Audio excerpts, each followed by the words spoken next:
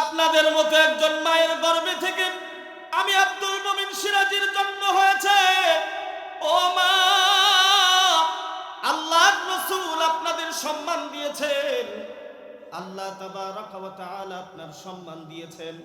আমি আব্দুল মুমিন আপনাকে বেয়াজ্জতি এবং ছোট করার অধিকার রাখি না, এত বড় সাহস আমার নাই।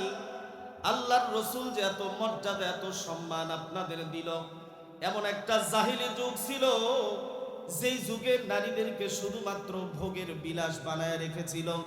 কোন সুন্দর নারী রাস্তা দিয়ে যাবে, ওই জাহিলি যুগে সে তার সতীত্ব নিয়ে বাড়িতে ফিরবে এমন অবস্থা ছিল না। এমন একটা অবস্থা ছিল, বাবা মারা যাওয়ার পরে সম্পদ বাবার যেমন ভাগ হয়ে যায়, ঠিক তদ্রূপ মাকে ভাগ করে নিয়ে তার পেটের বড় সন্তান বিবাহ করত। জোরে বলেন নাউজুবিল্লাহ। এমন একটি জাহিলি যুগ ছিল। সেই যুগ থেকে আল্লাহর পয়গম্বর, যেই যুগে কন্যা সন্তান জন্মগ্রহণ করলে জীবিত তাকে কবর দেওয়া হতো, মাটিতে পুঁতে রাখা হতো, সেই অবস্থা থেকে আল্লাহর পয়গম্বর বিশ্ব নবীজি বলেছেন, যদি আল্লাহর কোনো বান্দার দুইটা কন্যা সন্তান হয় আর এই দুইটা কন্যা সন্তানকে যদি সুপাত্রস্থ করতে পারে, আল্লাহর রাসূল বলেছেন আমি রাসূল আর ওই কন্যা সন্তানের বাবা একসঙ্গে জান্নাতের ভেতরে থাকবো। জোরে বলেন সুবহানাল্লাহ।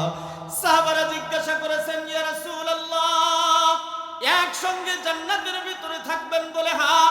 আঙ্গুল উঁচু করিয়া এইভাবে দেখা দিয়েছেন, ওই কন্যা সন্তানের বাবা আর আমি রাসূল একসঙ্গে পাশাপাশি থাকবো। জোরে বলেন সুবহানাল্লাহ। তাহলে আল্লাহর রাসূল কত বড় মর্যাদা দিলেন, আল্লাহর রাসূল আপনাদের কত বড় মর্যাদা দিলেন আপনাদের জন্য। আপনাদের বাবা আল্লাহর রাসূলের সঙ্গে জান্নাতে একসঙ্গে থাকবে শুধুমাত্র আপনাদের কারণে। ওগো মা, এত বড় মর্যাদা দিয়েছে, ও মা, এত সম্মান মর্যাদা দিয়েছে, তোমাদেরকে কোন পুরুষের বিবি বানায় দিয়েছে, আবার কোন পুরুষের মা বানায় দিয়েছেন। কথা বলেন ঠিক কিনা?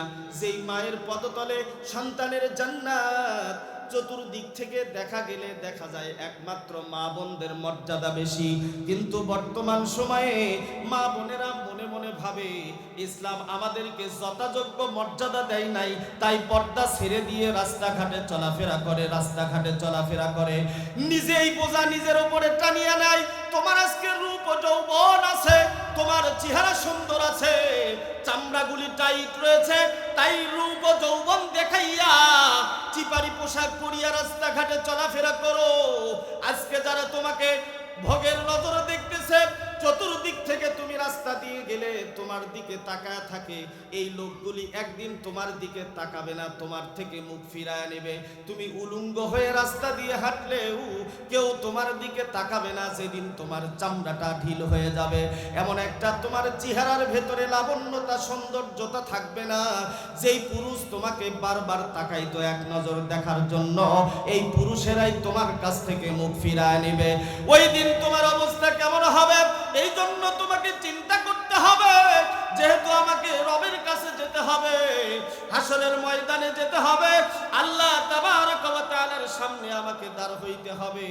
তাহলে আল্লাহর ভয় তোমার অন্তরের ভেতরে সেটিং এবং ফিটিং করে নিতে হবে।